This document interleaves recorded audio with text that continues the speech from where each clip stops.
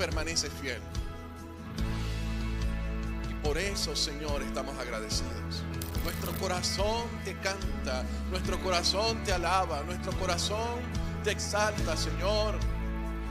Podemos decir como el salmista: alma mía, alaba a Jehová. Alma mía, bendice a Jehová. No te olvides, alma mía, de ninguno de sus beneficios. Son tantos sus beneficios. Ayúdame a recordar, Señor, todas las veces que en el año 2025 me ayudaste, me proveíste, me sostuviste, Señor, me acompañaste. Momentos malos, momentos buenos, siempre estuviste allí. Y lo harás en el 2026, en el 2027 y hasta el día en que me toque cerrar los ojos en esta tierra. Gracias, Señor. Gracias. Nuestra esperanza no está en cambios políticos, nuestra esperanza no está en cambios financieros, nuestra esperanza está en Jesucristo. Gracias. Porque por ti podemos ver, por ti se cayó el velo. Y por ti, Señor, es que vivimos hoy. Gracias. En el nombre poderoso de Jesús. Amén y amén. Gloria a Dios, hermano. Déndele ese aplauso a Dios. Muy buenos días a todos. El Señor les bendiga. Yo no sé si ya pudo saludar al que tiene a su lado, el que está adelante, el que está detrás. Voltéese, regálele una sonrisa. Dígale bienvenido. Regálele un abrazo.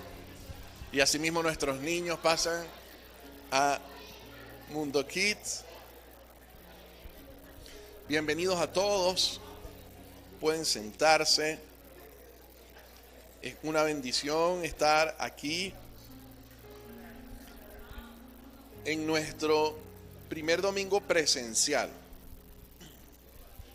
Primer domingo del año presencial, porque el primer domingo hicimos nuestra reunión vía online y fue de gran bendición. Yo estaba en el campo, eso es a una hora de Sanare hacia adentro, hacia la montaña, y allí viven mis suegros y es una bendición pues tener ese lugar que a veces vamos y para nosotros es como un retiro. Antes era más sabroso. ¿Sabe por qué era más sabroso? Porque no había cobertura. Pero ya llegó la cobertura. Entonces ahora uno como que no suelta el celular, la computadora y todo eso. Pero gracias a Dios, estando yo en el campo nos pudimos conectar y pudimos compartir la palabra de Dios el domingo pasado. Y hoy estamos aquí, bueno, para los que no he visto o quizás no hemos conversado, feliz año. Espero que la hayan pasado muy bien, que hayan disfrutado bastante con su familia y que podamos saber que el Señor tiene el control de todas las cosas en nuestra nación. Nosotros esperamos y confiamos en Él.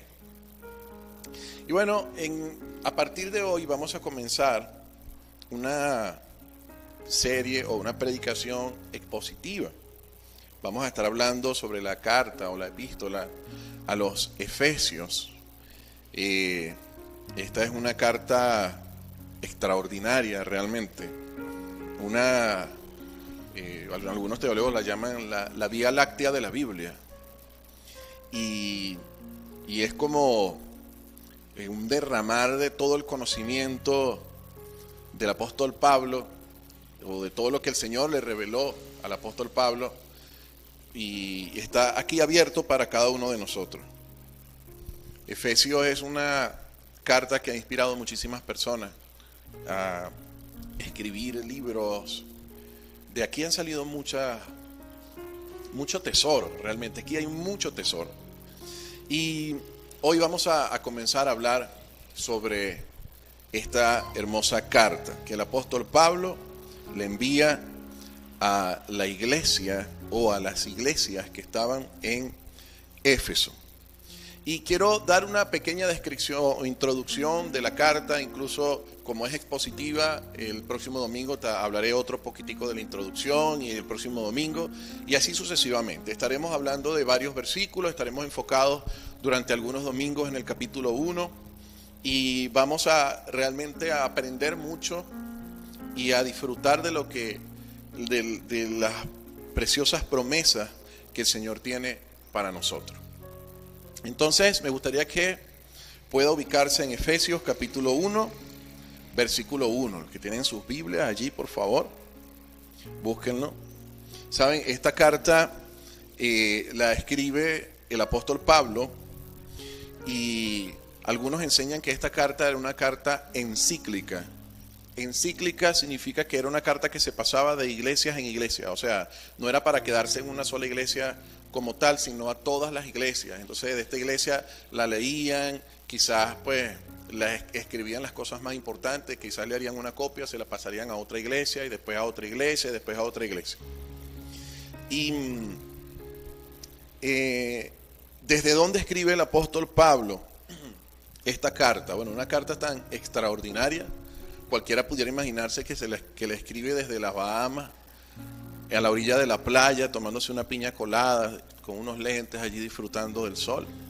Pero realmente no es así. El apóstol Pablo escribe esta carta desde Roma, específicamente la cárcel. Y eso fue entre el 69 y 62, 62 y 69 después de Cristo. Ahora, Pablo, desde esa misma cárcel de Roma, escribió otras cartas extraordinarias, como Filipenses. Ese versículo de Filipenses 4:13, que muchos no sabemos, ¿verdad? Todo lo puedo en Cristo que me fortalece. El apóstol Pablo lo escribe desde la cárcel. Y Colosenses, Filemón, todas estas cartas las escribe precisamente desde la cárcel. Y les recuerdo, el apóstol Pablo quizás no estaba en una cárcel que pudiéramos llamar una cárcel presidencial, una cárcel con una suite, con aire acondicionado. No, estaba en la cárcel donde metían a todos los demás presos, a los que se merecían estar allí. Personas delincuentes, personas asesinas, allí los metían junto a las ratas, junto a la podrición, junto a la oscuridad, sin comida prácticamente, sin tener que hacer sus necesidades quizás allí, con moscas, con suciedad. Desde allí escribió Pablo. Yo creo que Pablo hubiese tenido buenas razones para quejarse. Yo, el apóstol, el que has llamado apóstol y que al que le has revelado tantas cosas, vienes y me metes en la cárcel. Esa es tu bondad, Dios. ¿Dónde estás, Dios? En este momento que más te necesito, que estoy en esta cárcel. Tenía razones. Estaba en una cárcel injustamente. Él no fue un delincuente. Él no fue un asesino. Él podía decirle a Dios que eso era injusto lo que a él le estaba pasando. Pero es impresionante que Pablo no cae en eso.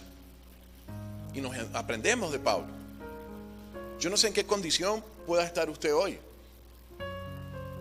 Pero de alguna manera me parece que estamos un poco mejor que lo que está Pablo. Y Pablo desde ese lugar escribe esas cartas. Y todas esas cartas, su función era fortalecer la fe de los hermanos.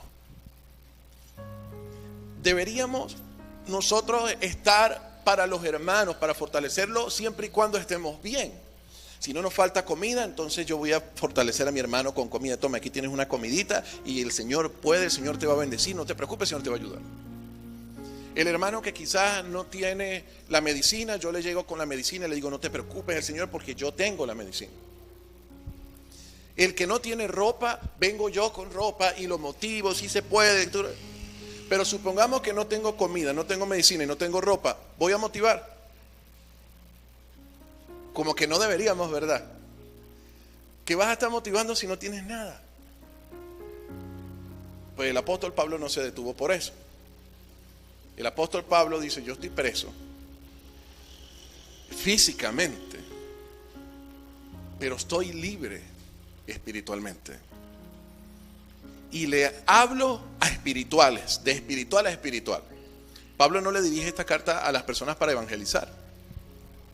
Pablo le dirige esta carta a personas de la iglesia. De espiritual a espiritual. El entendimiento, la esencia de la palabra de Dios es principalmente, siempre será espiritual. Espiritual. Entonces, se dice que lo más seguro es que en el segundo viaje misionero que hizo el apóstol Pablo, él deja a Priscila y Aquila, los deja allí en Éfeso, y fueron Priscila y Aquila los que fundaron la iglesia, la primera iglesia en Éfeso, una iglesia que se fortaleció, que luego el apóstol Pablo en el tercer viaje misionero pasa para fortalecerla, para afirmarla. La ciudad de Éfeso, en el próximo domingo hablaremos un poco más de la ciudad de Éfeso, pero hoy solo les voy a decir que era un centro de culto a Diana, una diosa Artemisa. Era una ciudad sumergida en el ocultismo, en el paganismo, en el materialismo. Priscila y Aquila y junto a Pablo no empezaron a predicar en un lugar que donde todos estaban dispuestos a escuchar la palabra de Dios. No. Miren, si usted considera que quizás el vecino que vive atrás de su casa, no, ese vecino está en la santería, ese vecino está en la brujería, o el vecino de por allá de la esquina.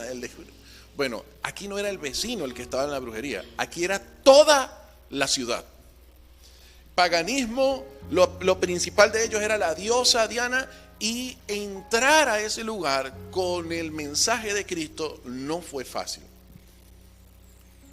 Priscila y Aquila decidieron entrar allí, enviados primeramente por Dios, pero también dirigidos por el apóstol Pablo, para predicar en un lugar que prácticamente era impredicable, por decirlo así. Si a usted le hubiesen puesto algunos lugares para predicar, yo le aseguro que ninguno de nosotros hubiésemos decidido ir a Éfeso. Ellos eran extremadamente paganos. Y la carta de Pablo no es una carta correctiva como tiende a ser las otras cartas de él, por ejemplo en el caso de Corintios, para corregir la iglesia, sino que es una exposición de la identidad posicional del cristiano. Lo repito, la carta a los Efesios es una exposición de la identidad posicional del cristiano. Y por eso el mensaje de hoy lo he titulado La identidad posicional del cristiano, para los que están por allí anotando. La identidad posicional del cristiano. Y vamos entonces, como les dije, a leer Efesios 1, desde el versículo 1 al versículo 3, son los únicos versículos que vamos a hablar hoy. Dice así: Pablo, apóstol de Jesucristo, por la voluntad de Dios, a los santos y fieles en Cristo Jesús que están en Éfeso. Quizás en Éfeso también había música a todo volumen. Vamos a volver a leer el versículo 1 otra vez. No sabía si se los leía con cantadito o se los leía de corrido. Estaba un poco... Dice: Pablo, apóstol de Jesucristo, por la voluntad de Dios, a los santos y fieles en Cristo Jesús que están en Éfeso. Gracia y paz a vosotros, de Dios nuestro Padre y del Señor Jesucristo. Versículo 3: Bendito sea el Dios y Padre de nuestro Señor Jesucristo, que nos bendijo con toda bendición espiritual en los lugares celestiales en Cristo. Amén. Y aquí el versículo 1 empieza definiendo algo. Primero, Pablo, apóstol de Jesucristo, está allí centrado o dando a entender que es él. Y apóstol de Jesucristo dice por la voluntad de Dios. O sea, lo que yo les voy a escribir en este momento es una carta apostólica de alguien enviado de Dios, de una persona elegida por Dios. En otras palabras, Efesios, escuchen bien lo que les voy a decir. Ok. Y dice, a los santos y fieles. A los santos y fieles. Cuando uno lee santos y fieles, uno dice, wow, qué impresionante. Pablo le está diciendo a esa iglesia que son santos y que son fieles. Esa iglesia debe haber sido una iglesia demasiado hermosa, con personas santas y personas fieles. Quizás no se parezca mucho a la iglesia Dios de Gracia. Quizás debe ser una iglesia sumamente, o sea, con personas tan puras, con personas tan santas y tan fieles. Yo quisiera estar en esa iglesia. Pero cuando dice que son santos, no se refiere a que no pecaban, porque uno puede imaginarse eso, pero ahí no está hablando de que no pecaban, sino que Pablo está hablando de nuestra posición legal delante de Dios. Nuestra posición legal delante de Dios fue cambiada. Nosotros antes éramos culpables, pero ahora esta iglesia, incluyéndonos a nosotros, somos apartados para Dios. Por eso cuando Pablo le dice a los santos, no se refiere a los que no pecan, a esa iglesia impecable que nunca comete un error. No, se refiere a los santos, porque tienen ustedes santos que tienen esa posición de santidad, esa posición de que están apartados para Dios, pero que todavía viven en un mundo contaminado, terrenal, pecador. Es como, imagínense un huérfano. Está una persona huérfana, un joven, y viene y lo adopta a alguien. Pero quien lo adopta no es cualquier persona. Quien lo adopta es un rey. Entonces viene el rey y adopta al huérfano, ¿verdad? Y quizás este joven, por su condición de huérfano, no sepa ni siquiera agarrar los cubiertos de plata. Quizás no sepa caminar entre el palacio, no conoce las reglas, las normas, la forma de ser. Pero su posición es la de un príncipe. Y cuenta con todos los derechos de la familia real. ¿Sí me explico? Igualmente, usted y yo somos santos. Usted y yo vamos a cometer errores. Usted y yo vamos a pecar. Porque hasta el día en que nosotros cerremos los ojos en esta tierra, ese día que usted y yo cerremos los ojos, ese día lo más seguro es que pecamos también. No va a haber un momento en nuestra vida, en la historia de nuestra humanidad, en que no pequemos. Pecado intencional o pecado por omisión, que ni siquiera sabemos que estábamos pecando. Pero la mayoría son intencionales, créanme. Nuestro corazón es perverso y engañoso. Pero entonces, ¿cómo es posible que un pecador como yo pueda entonces entrar a ese lugar celestial y ser hijo de un rey? Porque mi entrada a ese lugar no depende de mi santidad. Depende de la santidad de alguien que me rescató. ¿Qué fue quién? Jesucristo. Correcto. Entonces, cuando el Señor lo mira a usted, ¿qué es lo que ve? Un hombre, una mujer santa, fiel. Eso es lo que ve. Esa es nuestra posición delante de Dios. ¿Cómo le dije que se llamaba el mensaje? Identidad posicional del cristiano. Y hoy vamos a aprender un poco quiénes somos. Porque después, a partir del próximo domingo, vamos a aprender qué tenemos.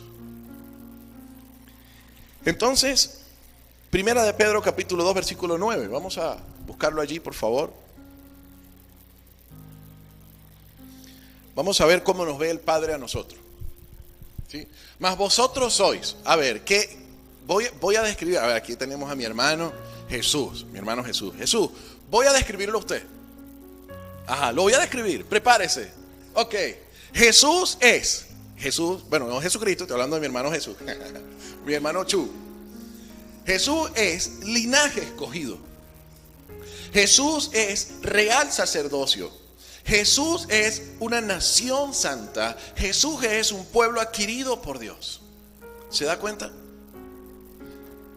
Pero tanto, yo no veo que Jesús se porte tan bien. Quizás la hermana soy quien diga, no, pero que ustedes no lo conocen.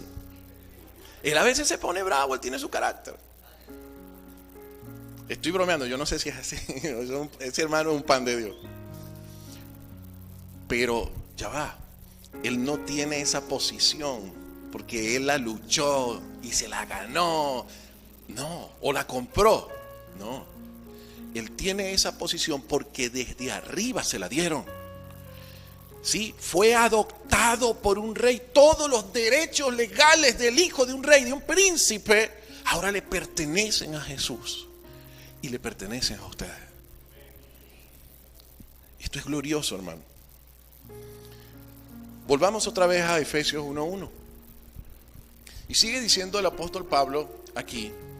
Y dice, por Pablo, apóstol de Jesucristo, por la voluntad de Dios, a los santos y fieles en Cristo Jesús, que está en Éfeso. Siguiente versículo. Gracia y paz a vosotros. ¿Por qué comienza con gracia y paz? Le voy a decir por qué, escuche bien. Porque son las dos cosas, o las dos palabras que Él quiere que usted y yo tengamos en mente para todo lo que va a desarrollar de aquí en adelante. Todo lo que usted pueda leer de aquí en adelante nos está diciendo Pablo, tenga presente la gracia y tenga presente la paz. Esto es clave. Entonces, fíjese algo. ¿Qué significa gracia y qué significa paz? Y la palabra gracia y la palabra paz la tenemos que tener presente durante todos estos domingos hasta que terminemos la serie expositiva de la carta a los Efesios. La gracia. ¿Cuál gracia? La gracia que Dios decidió derramar sobre nosotros. O sea, que Dios ya no nos ama porque nosotros cumplimos la ley. Dios no nos ama por eso. Dios no nos ama porque nosotros obedecemos sus mandamientos. Hay personas que dicen, Dios me ama cuando yo obedezco sus mandamientos, pero cuando yo desobedezco sus mandamientos, ya Dios no me ama. Ese es el concepto que muchas personas tienen porque no han entendido la gracia. Mire, Dios me ama por el puro afecto de su voluntad, no por lo que yo haya hecho. ¿Usted puede entender eso? Eso es lo que se llama un amor eterno. Dios te ama porque Él decidió amarte. Hay pastores, predicadores que quizás dicen, Dios tuvo que haber visto algo en ti para amarte. Dios tuvo que haber visto algo en ti para elegirte. Menos mal que no vio, menos mal que ese no fue su patrón de medida, porque de lo contrario no nos hubiese ni amado ni elegido. La Biblia nos enseña que andábamos en nuestras rebeliones, en nuestras vanidades, en nuestro pecado, sin tomar en cuenta a Dios, descarriados. Ni siquiera podíamos y ni siquiera queríamos buscar a Dios. Cuando usted tuvo ese encuentro con el Señor, muchos de nosotros quizás nos confundimos y decimos, yo andaba buscando al Señor. Y fue algo con lo que yo luché por un tiempo. Yo era católico y yo andaba buscando a Dios. Y en medio de mi búsqueda de Dios conocí una persona que me refirió a otra persona y esa persona me habló de Cristo y allí conocí a Cristo. Al pasar los años yo siempre decía, yo andaba en la búsqueda de Dios y encontré a Dios.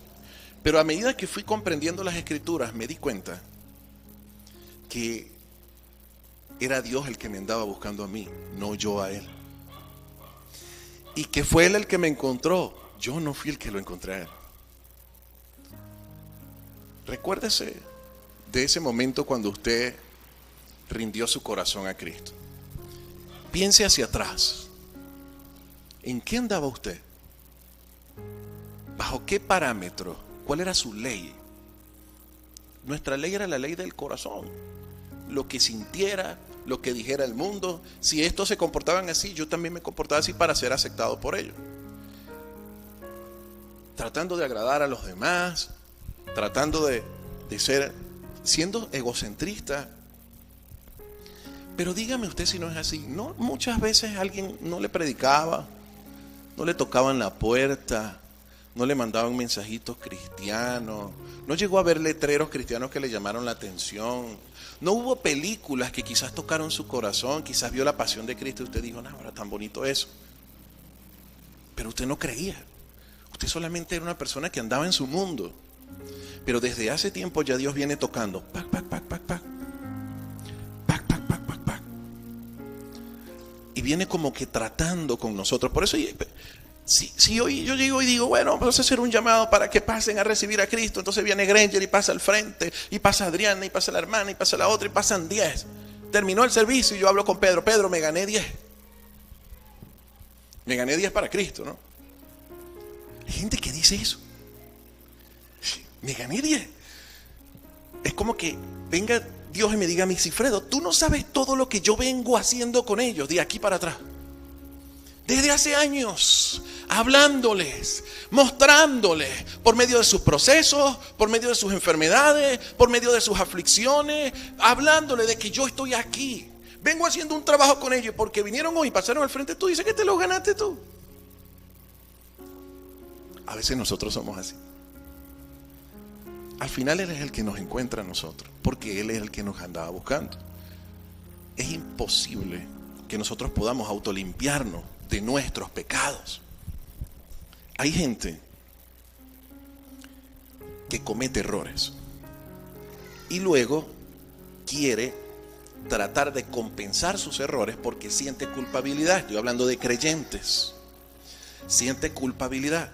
Para aplacar y calmar un poco de la culpabilidad, entonces quiere comenzar a hacer cosas. Es como que yo diga en este momento, miren hermanos, miren este envase de agua. Supongamos que yo vengo, lo cepillo, lo limpio bien, le echo un líquido para pulirlo y queda pulcro, como un espejo, limpiecito. Yo les digo a ustedes, este envase está limpio. Pero resulta que viene un microbiólogo, trae un microscopio, somete este al microscopio y cuando lo ve, resulta que hay trillones de bacterias. Yo creía que estaba limpio. Hice todo lo que pude hacer para que estuviera limpio, pero al final eso está bien sucio y tiene viene millones de bacterias. Y es imposible que yo lo pueda limpiar. Así es la humanidad, el hombre intentando limpiar su propio corazón. Trata de hacer muchas cosas para compensar. Trata de venir a la iglesia, trata de quizás ofrendar, trata de portarse bien, trata no, yo voy a ir a la iglesia porque tú sabes que bueno, yo estaba en una situación difícil, pero ahora voy a la iglesia para que Dios me vea y diga, bueno, Sigfredo, va bien, te estás limpiando. Nosotros no podemos autolimpiarnos. Podemos es creer que estamos limpios y autoengañarnos. ¿Sabe cómo? Una oportunidad prediqué en algún lugar un mensaje que lo llamé así, maestros del autoengaño. Somos maestros del autoengaño. Pero se nos olvida que nuestra posición delante de Dios no depende de nuestra limpieza, nuestras obras. Dependieron fue de las obras del único que sí pudo limpiar las trillones de bacterias. Cristo. Es por Él que estoy aquí. Es porque Él me dio un lugar y una posición en el reino de Dios. Así que eso de tratar de ganarse el favor de Dios no es para creyente. Entonces usted puede preguntar, Pastor, entonces podemos hacer cosas malas y fino. Dios igualito nos va a ver bonito, no. Porque aquel que tiene su corazón transformado y que fue limpiado por la sangre del Cordero, la respuesta a eso es guardarse, es limpiarse, es apartarse de lo malo y es obedecer la ley de Dios. ¿Qué le agrada a Dios? ¿Usted quiere saber qué le agrada a Dios? Vea lo que hay escrito en la ley, los 10 mandamientos. Bueno, aquel que ya fue limpio va a buscar obedecer a Dios para agradar a aquel que lo limpió. Esa es la diferencia. Porque si usted intenta, usted lo va a seguir intentando y la conciencia lo va a seguir acusando. ¿Y sabe qué es lo más tremendo? Que por más que intentemos portarnos bien, va a llegar un momento en donde vamos a fallar. ¿Usted se imagina que Dios haya puesto la salvación de nuestras almas en nuestras propias manos? No nos salvamos ni en un día. Perdemos la salvación en un día. Pero Pablo nos está enseñando aquí, primeramente el Señor, por medio de Pablo, que Dios no nos ama porque nosotros cumplimos la ley. No podemos comprar el amor de Dios. ¿Por qué? Porque nos fue entregado como un regalo. Imagínense que yo agarré esta tablet y yo se la doy, Granger, toma la tablet, te la regalo. Bueno, voy a hacer todo lo posible por agradar a Sigfredo, pero ¿para qué ya te di la tablet? Voy a hacer lo posible por ganarme la tablet, por ganarme la tablet. Pero ¿por qué te la vas a tratar de ganar? Ya te la di. Ya Dios te ama. Lo que tú puedas hacer no va a hacer que Dios te ame más. Y lo que tú puedas dejar de hacer no va a hacer que Dios te ame menos. Porque no depende de nuestras obras. Depende de quién dependió. ¿De las obras de quién? De Jesucristo. Eso es gracia. Entonces el apóstol Pablo dice, tengan esto en la mente, gracia y paz. ¿Por qué paz? Dios decide reconciliar a todos los creyentes y los llama hermanos. Y entre hermanos tiene que existir esa paz. Somos la familia de la fe, somos hijos de un mismo Padre, somos herederos de un mismo reino. Entonces, desde el versículo 3 al versículo 14, pero solo no lo vamos a leer, desde el versículo 3 al versículo 14, Pablo comienza alabando al Señor de una manera, hermano, desbordante. Usted lo puede leer en su casa cuando llegue a su casa. Va a leer desde el versículo 3 al versículo 14. Comienza a alabar. Un comentarista dice que las palabras de Pablo desde el versículo 3 al versículo 14 dice que fluyen de su boca como una cascada continua. Es algo que ni siquiera se puede detener. Es como una bola de nieve que empieza cayendo y se va haciendo más grande. Es así, es impresionante todo lo que dice el apóstol Pablo desde una cárcel para nosotros. Otra persona dice, es una expresión de alabanza, lo que el apóstol Pablo dice desde el versículo 3 al versículo 14. Y comienza aquí en el versículo 3, Efesios 1 y el siguiente versículo. Dios, bendito sea el Dios y Padre de nuestro Señor Jesucristo, que nos bendijo con toda bendición espiritual en los lugares celestiales en Cristo. O sea que el apóstol Pablo bendice a Dios por sus bendiciones. Eso es lo que él hace. Comienza a bendecir a Dios porque nos ha bendecido a nosotros. Y quiero hacerles una pregunta. ¿Quién es el que origina toda bendición en nosotros? No me vaya a decir su jefe, no me vaya a decir los jóvenes, mi papá, mi mamá, no me vayan a decir el presidente tal, no me vayan a decir. Mire hacia arriba, allá, desde allá comienzan sus bendiciones. No comienzan desde nosotros mismos, comienzan desde arriba. Entonces, No es porque lo merezco, no es porque lo compré, no es porque cumplí los requisitos y las normas, no, es por gracia. Es un regalo inmerecido. ¿Te has escuchado esa canción? Que dice así: porque su amor no se compra ni se merece. Su amor es un regalo, por gracia se recibe. Creo que se llama la canción Quiero conocer a Jesús. Entonces, Pablo deja claro que es Dios el que da toda bendición, las cuales nosotros disfrutamos. Pero aquí el apóstol Pablo hace un contraste con el Antiguo Testamento. Y le voy a decir por qué. Porque las bendiciones del Antiguo Testamento mayormente eran bendiciones materiales. Por ejemplo, Deuteronomio capítulo 28, desde el versículo 1 hasta el versículo 14, habla de muchas bendiciones. Dice bendiciones para los que obedecen. Y entre esas bendiciones están tener muchos hijos, una buena cosecha, abundancia de ganado, liderazgo entre las naciones.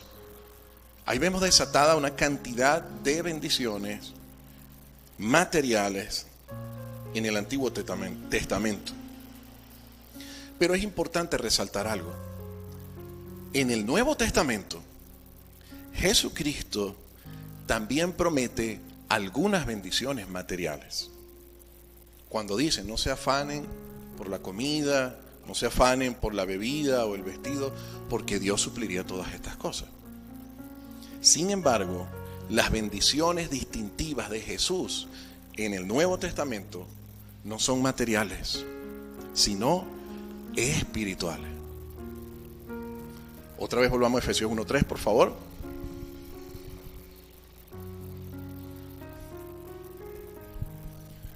Bendito sea Dios, Padre de nuestro Señor Jesucristo, que nos bendijo con toda bendición material.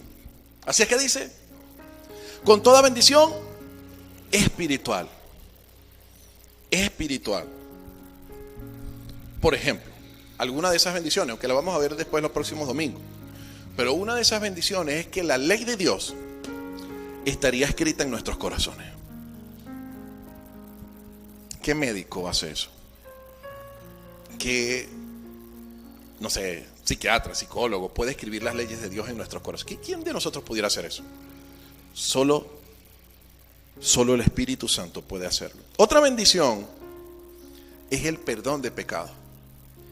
¿Cómo pudiéramos nosotros comprar el perdón de pecado? Supongamos que hay una persona que tiene mucho dinero y dice: yo he cometido mucho pecado, quiero comprar el perdón. ¿A quién se lo compra? En Farmatodo, en Hiperlíder. ¿Lo va a traer importado de China? Es imposible. Solo el Señor puede perdonar pecados. Otra bendición es que siendo injustos nos hizo justos. A ver, usted podrá tener algún contacto, no sé, ahí en la gobernación, un alto rango, que pueda ayudarme a ser justo delante de Dios. Es que ahorita soy injusto, entonces para ver si hacemos un intercambio. Imposible. Otra bendición es la salvación gratis. Qué triste es ganarse todo el dinero del mundo, tener todos los bienes materiales, quizás tener una posición alta, ganarte todo, pero perder tu alma. Porque eso es algo que solamente viene por gracia de parte de Dios. Entonces, de por sí ya podemos empezar a ver que las bendiciones son más espirituales que materiales. Y cualquier creyente maduro reconoce que las bendiciones espirituales están por encima de las bendiciones materiales. Pero yo le voy a decir un secreto. Ginés, ciérrame esa puerta ya, y cierra ya Mariela la puerta para que no nos escuchen esas personas que están afuera. La mayoría de cristianos reconocen más las bendiciones materiales que las espirituales. La mayoría. Suele suceder. Esas cosas no pasan aquí en la iglesia, gloria a Dios, hermano. Si yo le dijera a usted, hágame una lista de bendiciones materiales aquí y haga una lista de bendiciones espirituales aquí. Una vez jugamos eso en una célula de jóvenes hace muchos años. Y varios empezamos a escribir muchas cosas. Yo también. Dios me dio una casa. Bueno, en ese tiempo no tenía carro, no tenía una bicicleta, Dios me dio una bicicleta. Tenía un celular en ese tiempo, Dios me dio un celular. Yo tenía un negocio de perros calientes, este negocio de perros calientes. Dios me ha dado ropa. Dios me dio una mamá, me dio una hermana, o hermanos. Dios me dio esto. Y las espirituales, bueno, Dios me dio salvación.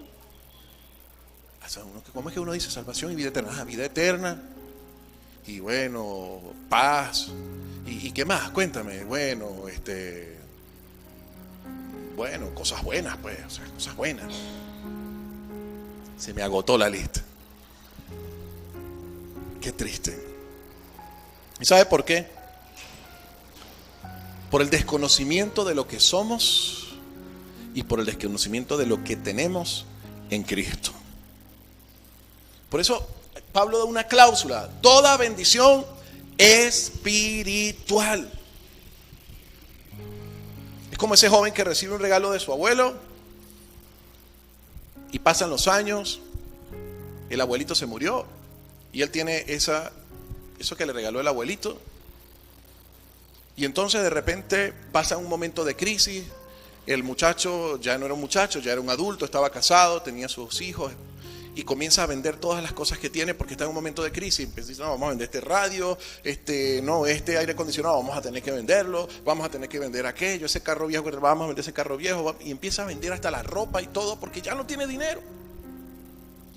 Y entonces ya no le quedaba nada por vender, y de repente por allá en un baúl descubrió: ay, mira, esta antigüedad que me regaló mi abuelo, ¿se me pueden dar algo por esa antigüedad? Y llega al sitio, y cuando el hombre de las antigüedades empieza a revisarlo, empieza a vararlo, le dice: amigo, usted tiene aquí un tesoro. Esto que usted me está trayendo es de oro. Lo que pasa es que estaba sucio, mira, y cuando lo limpia, esto le alcanza para más de 5 años de sustento. El hombre tenía un tesoro ahí escondido y ni siquiera sabía. Le aseguro que no hubiese ni vendido el carro, no hubiese vendido el aire, no hubiese vendido las otras cosas, no estuviera en esa condición de tristeza, no estuviera en esa condición de quizás de depresión, de ansiedad. ¿Y ahora qué voy a hacer? ¿Y ahora cómo voy a hacer? ¿Y ahora aquello? No sabía. Y la mayoría de creyentes están así, no saben las bendiciones espirituales, no las saben reconocer.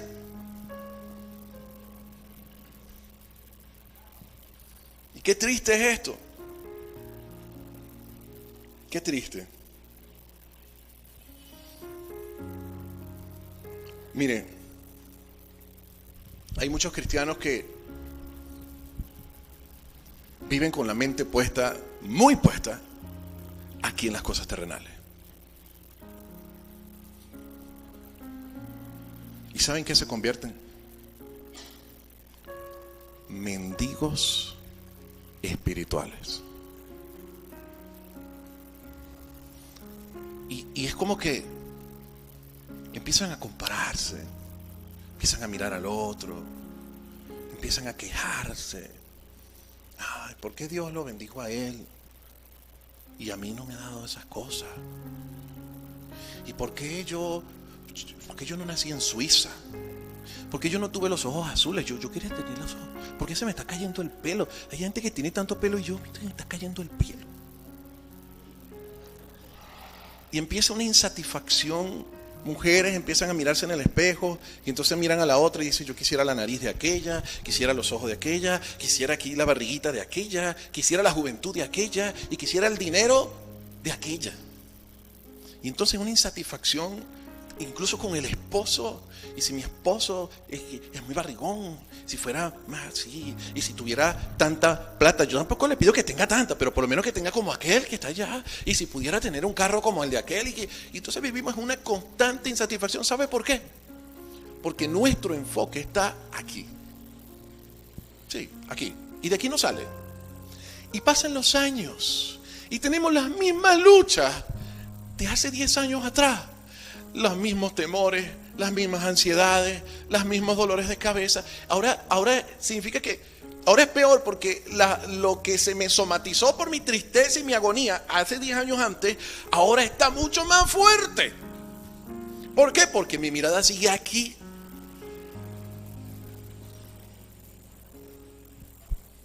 Ayer tuvimos un retiro de diáconos y les contaba de una historia que leí de un libro que se llama Locos por Jesús. Este es un libro impresionante. Él relata todas esas historias que ocurrieron en la vida real de muchos misioneros, personas que murieron por la causa de Cristo. Y sale una familia. Yo creo que se los he contado ya como unas 10 veces. Y sale una familia. Y esta familia lo apuntan, varios soldados apuntan al hombre, al papá. Está el papá, la mamá, estaban presos, papá, mamá y los 2 niños. Y apuntan al papá y le dicen: niega a Cristo o te mato. Y él dice: no lo negaré. Entonces apuntan a la esposa y le dicen a él: niega a Cristo o la mato. Y él se quedó callado y empezó a temblar y empezó a sudar y no sabía qué decir. Y la esposa lo miró, le dijo el nombre, le dijo: mírame, le dijo: no lo niegues. Y él se quedó así: no lo niegues, le decía, no lo niegues. Y el otro lo miraba y le decía: niégalo, no lo vas a negar. ¡Pum! La mataron. El hombre quedó traumado, quedó mal y apuntaron a sus hijos. ¿Y sabe qué le dijeron los hijos? Papá, no lo niegues. Y mataron a los hijos. Y después lo mataron a él. Quizás usted dirá: pero entonces ¿quién contó la historia? ¿Saben quién contó la historia? El que dio la orden para que los mataran, que luego, después de ver eso, se convirtió al Señor. Y cualquiera pudiera decir: hablemos del hermano de ese hombre que mataron. Se enteró de lo que sucedió, pero el hermano no es creyente. Y el hermano dice: ¿y dónde estaba Dios? ¿Dónde estaba Dios? Si se supone que mi hermano creyente lo mataron, si se supone que cree en Dios, ¿dónde estaba su Dios? Es que no lo entienden. Dios estaba ahí. ¿Acaso las promesas de Dios fueron: tranquilo, no te vas a morir en esta tierra? ¿Acaso las promesas de Dios fueron: tranquilo, tú no vas a sufrir en esta tierra? Nunca te va a ganar ni el cáncer, nunca te vas a morir de nada, y nunca te van a asesinar. Tranquilo, todo va a ser tranquilito en esta tierra. Dios prometió eso. Dios estaba ahí. ¿Sabes dónde estaba Dios? Recibiéndolo con las puertas abiertas allá en el cielo. ¿Por qué? Porque sus promesas fueron fieles. Sus promesas fueron espirituales. Y la mirada de esa gente no estaba en esta tierra. La mirada de esa gente estaba en esa promesa. En aquel día, decía el apóstol Pablo, en aquel día, cuando mis ojos se cierren aquí y se abran allá, y pueda ver a mi Cristo recibiéndome. Esas son las promesas del creyente. Esa es la riqueza del creyente. Esa es la herencia del creyente. Que vamos a estar nosotros lidiando por un carro, por gasolina, por luz, por presidente. Señor, por favor. Tenemos que aprender, amado hermano, a mirar hacia arriba y decir: de ti viene mi socorro, de ti viene mi ayuda. Y aunque la vid no dé fruto, y aunque las cosechas se caigan, y aunque los ganados se mueran toditos, yo me alegraré en Jehová. Porque hay promesas de bendición para mí, promesas que van más allá de la muerte. Amén. ¿Puedo darle un aplauso al Señor por eso, hermano? Qué tremendo. Mire, la mayor tragedia en la vida de un cristiano es vivir como un mendigo espiritual cuando Dios ya lo ha sentado en el trono con su Hijo. Ayer estuve en una funeraria porque un miembro de la iglesia de un pastor amigo murió. Hijo de un pastor también amigo, un anciano de la iglesia de él, un muchacho de 33 años, médico, que de repente tuvo cáncer y de repente metástasis y de repente fue en declive y murió. Y hablaba con su papá poquito y luego el papá dio unas palabras y yo decía, es impresionante la fortaleza que tiene ese hombre. El hombre estaba agradecido con Dios, estaba con una sonrisa, obviamente le dolía, pero muy entendido.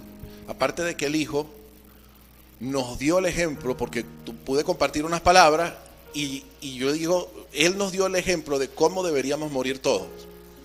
El muchacho en su proceso de muerte siempre estuvo con una sonrisa, dándole gracias a Dios por todo, y le dijo a su mamá, cuando yo esté en la urna, quiero que me afeiten, quiero que me coloquen esta camisa, quiero que me coloquen y quiero que me recuerden así. Estoy justo cuando me estés mirando en la urna, recuerda que yo estoy con el Señor. Impresionante.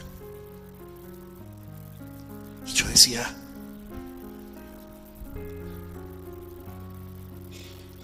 yo quiero morir así. Porque está claro que ni la muerte podrá separarnos del amor de Dios. Pero nuestra mirada cuando se pone aquí en lo terrenal, pataleamos, luchamos, nos quejamos, lloramos, pero nuestra mirada tiene que estar. Mire, ¿sabe cuál es la ubicación geográfica de las bendiciones de nosotros? Lugares celestiales, no terrenales. ¿Dónde va a buscar usted su bendición? Lugares celestiales. Pero es triste, la iglesia, el creyente hoy está mendigando, enfocados en el evangelio de la prosperidad material, y se les olvida que el evangelio de la prosperidad material no está en la Biblia. En la Biblia aparece el evangelio de la prosperidad espiritual, no material. Y usted puede escuchar a pastores desde el púlpito decir, Dios te va a bendecir, Dios te va a bendecir, Dios te va a bendecir, Dios te va a bendecir. Pero eso es un error, hermano. Eso es un error que lo único que representa y que evidencia es ignorancia.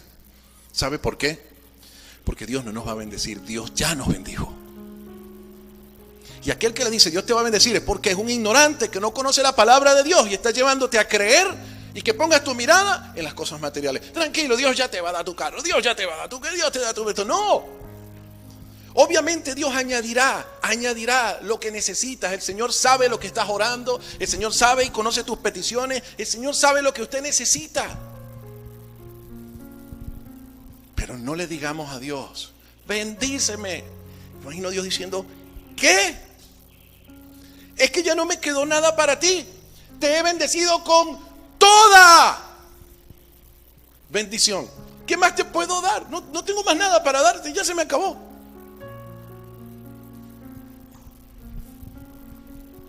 ¿Sí puede entender eso, iglesia? Qué tremendo. Entonces, iglesias se enfocan en lo material y hablan de lo material y haz tu pacto y tú vas a tener que ya viene la bendición y que ya viene aquello. ¿Qué es eso? Entonces usted ve que creyentes ansiosos, ya viene mi bendición. Yo sé que ya viene mi bendición. Y yo sé que ya viene mi bendición. Y yo sé que ya viene mi bendición. ¿Cómo? Pero es que aquí dice que ya fuiste bendecido. ¿Qué estás esperando? Estás esperando algo material. Cálmate. Calma. El Señor añadirá en su tiempo. Sé diligente.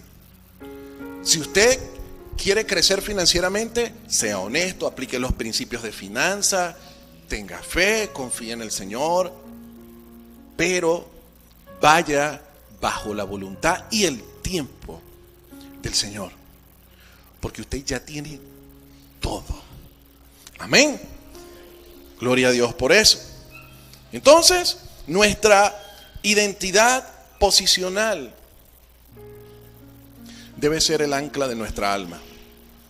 Mi vida está anclada, está posicionada en lugares celestiales. Y usted sabe algo, mire, el ancla,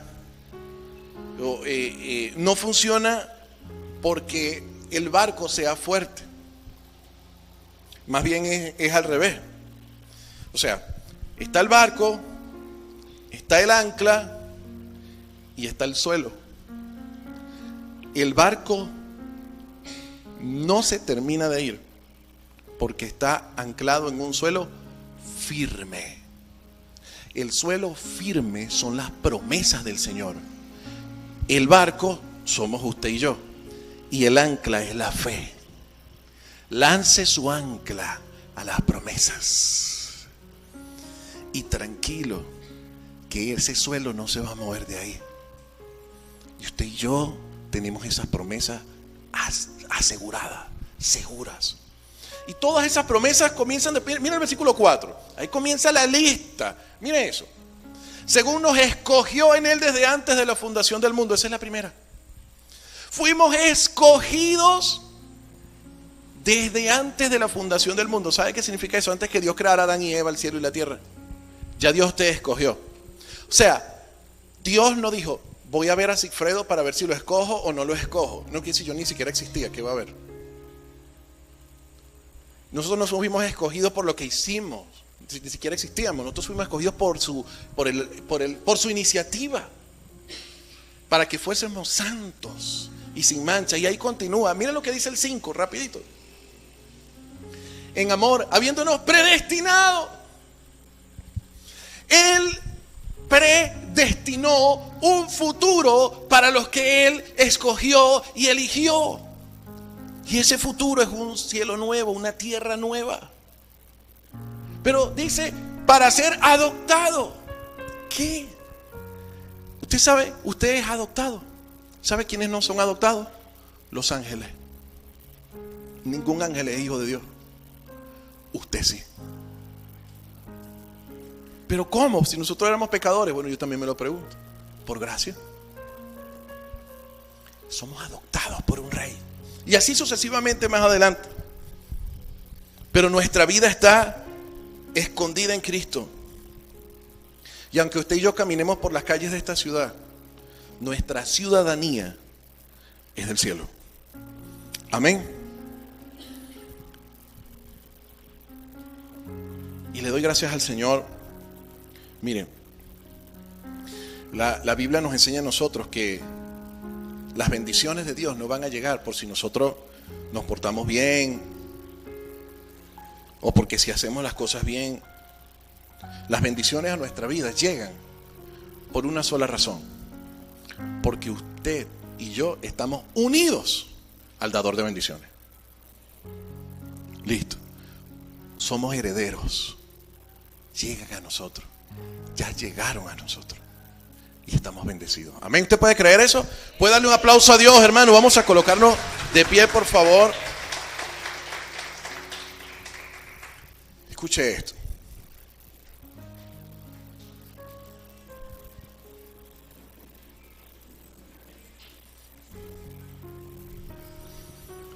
Miren, usted y yo no somos mendigos tratando de convencer a un Dios tacaño para que nos ayude. Y esto se lo digo porque alguien me lo dijo una vez, una persona que no es creyente. Tú eres como un mendigo rogándole, tratando de convencer a Dios.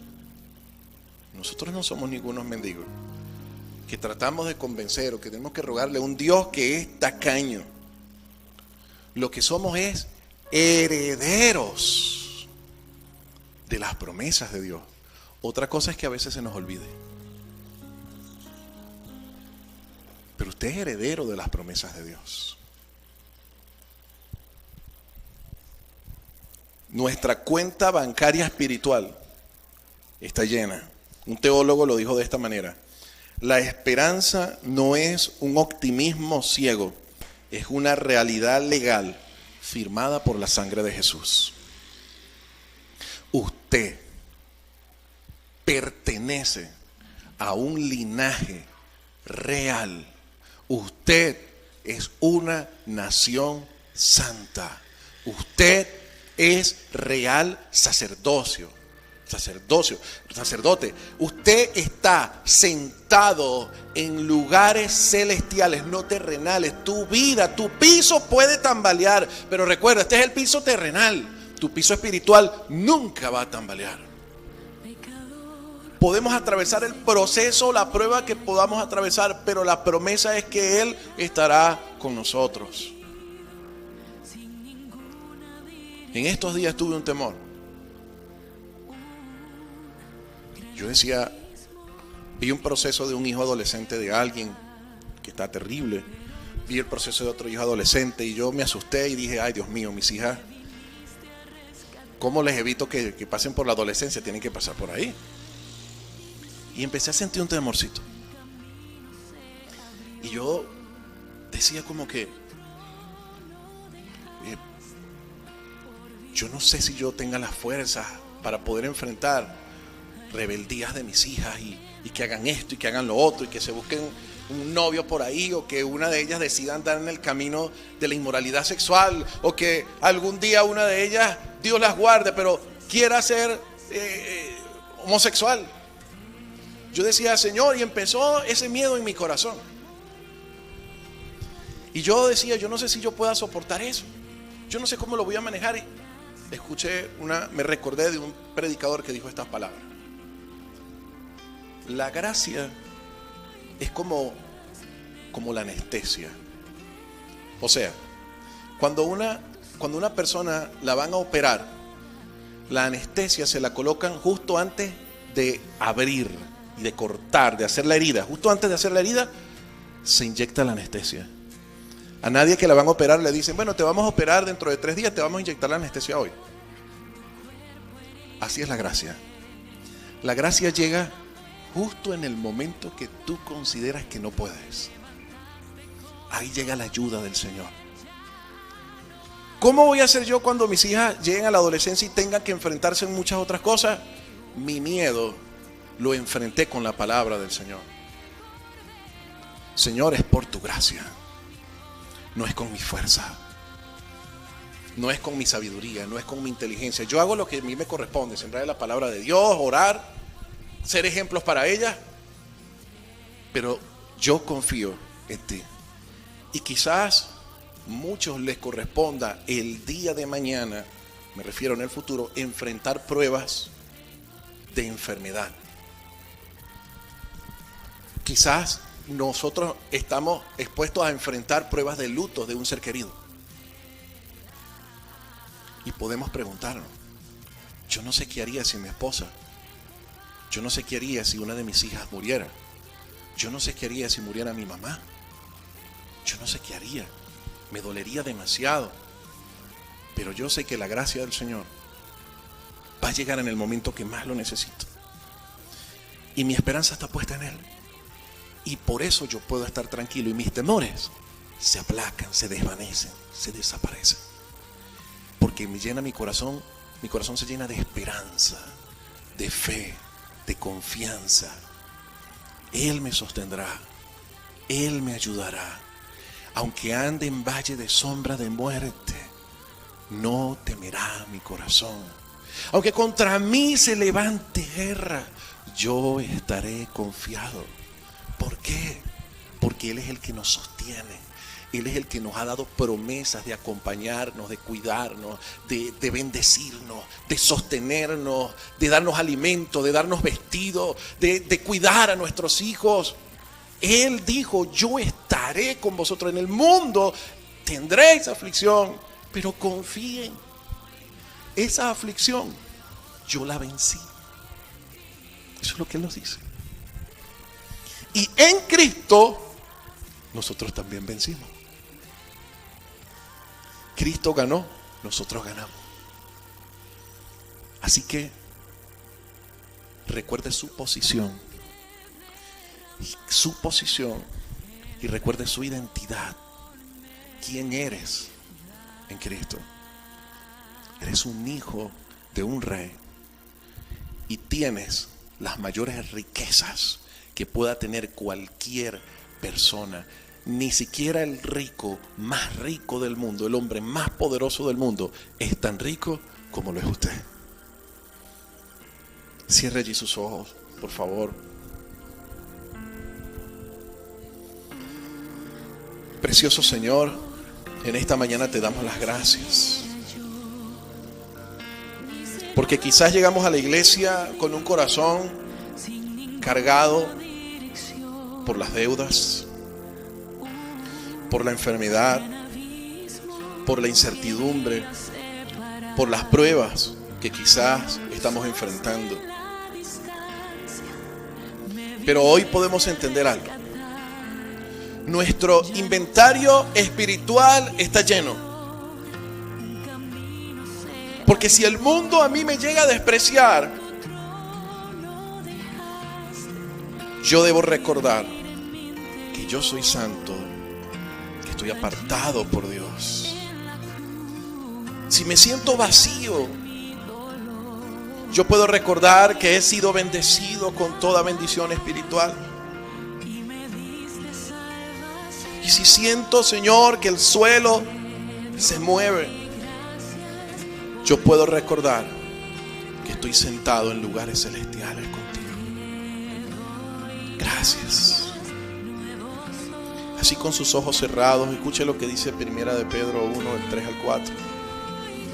Bendito el Dios y Padre de nuestro Señor Jesucristo, que según su grande misericordia nos hizo renacer para una esperanza viva por la resurrección de Jesucristo de los muertos, para una herencia incorruptible, una herencia incontaminada, una herencia inmarcesible, una herencia reservada en los cielos para vosotros.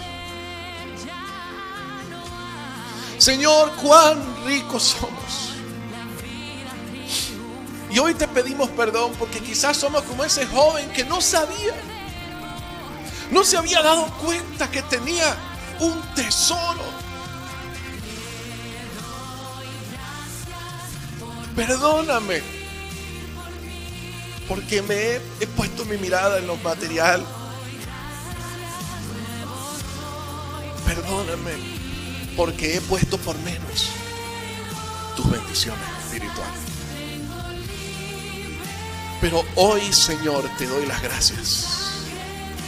He comprendido que soy rico. He comprendido que soy heredero. He comprendido mi identidad. He comprendido mi posición.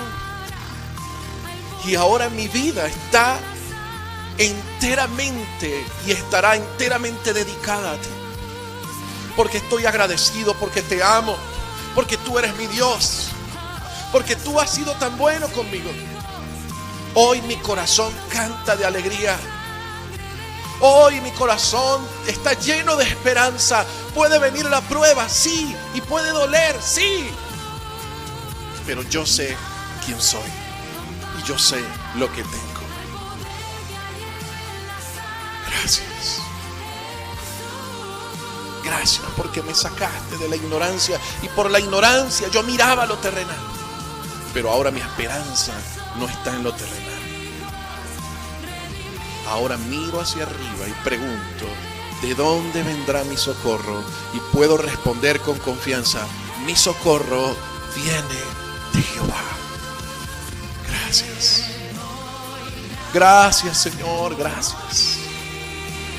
Fortalece mi fe, Señor. Ayúdame a caminar en estos caminos del mundo terrenales, en estos caminos de Venezuela, en estos procesos que enfrentamos. Ayúdame a caminar con mi ancla colocada en tus promesas, que son firmes. Y que yo pueda ser un instrumento tuyo para que en este año 2026 otros te puedan conocer. Otros, Señor, puedan tener esa fe, puedan tener esa paz que sobrepasa todo entendimiento y puedan tener esa esperanza que solo tú puedes dar. Gracias. En el nombre poderoso de Jesucristo. Amén y amén. Denle ese aplauso a Dios, hermano. Dios es bueno, maravilloso.